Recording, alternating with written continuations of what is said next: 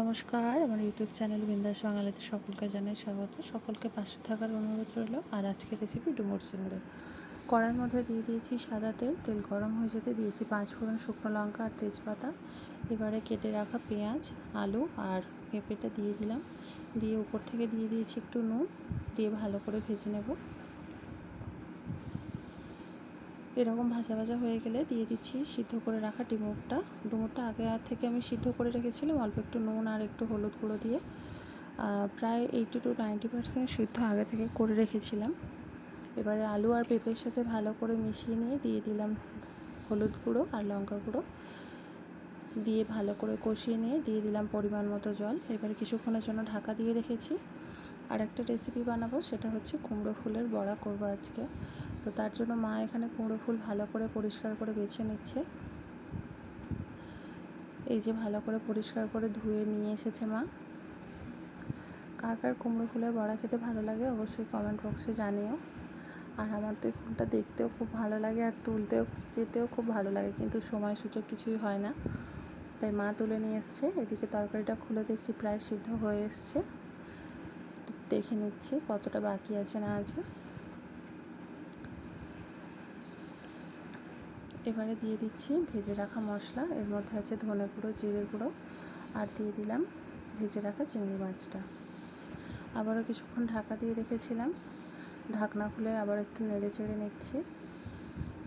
এবারে দিয়ে দেব সামান্য একটু উপর থেকে ঘি আর সামান্য একটুখানি গরম মশলা গুঁড়ো দিয়ে আবারও নেড়ে চেড়ে নিলাম। আর তরকারি বেশি বাকি নেই, হয়ে গেছে। এভাবে একবার হলেও কেউ বাড়িতে ট্রাই করো, আশা করি ভালো লাগবে।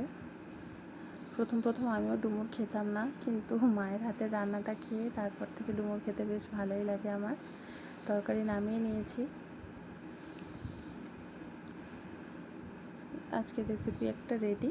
এবার একটা পাত্রের মধ্যে নিয়ে নিয়েছি বেসন, দিয়ে দিলাম হলুদ গুঁড়ো।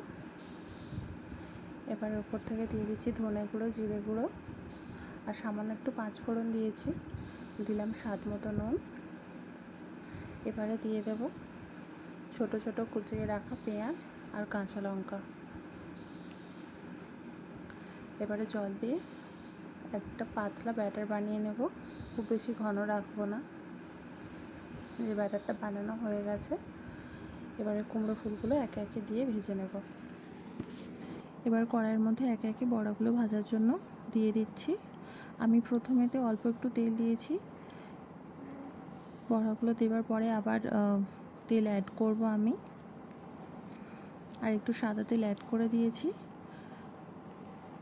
কুমড়ো ফুলের বড়াটা ভাজার জন্য খুব লো হিটে রান্নাটা করতে হবে, নাহলে বাইরে থেকে ফুলটা পুড়ে যাবে আর ভিতরটা কাঁচা থাকবে, সেহেতু খেতে মুচমুচে হবে না আর ভালোও লাগবে না খেতে। তো এইভাবে একদম লো হিটে রান্নাটা করতে হবে।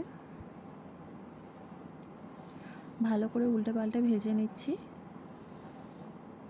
আমার এখানে বড়াগুলো ভাজা হয়ে গেছে। সকলকে পাশে থাকার অনুরোধ করব। আবারও দেখা হচ্ছে পরের ভিডিওতে।